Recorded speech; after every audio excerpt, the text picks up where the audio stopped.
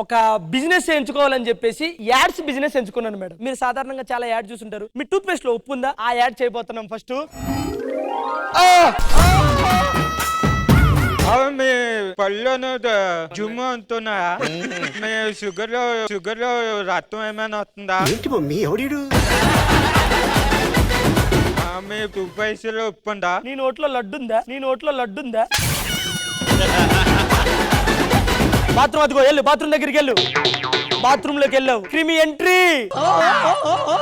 పక్కనే ఉన్న అప్పరా యాసిడ్ వాడింది. అప్పారావు యాసిడ్స్ కిట్నే కాదు క్రిములను కూడా చంపేస్తుంది. ఏమైందయ్యా? గుండుపోటు వచ్చింది తల్లి.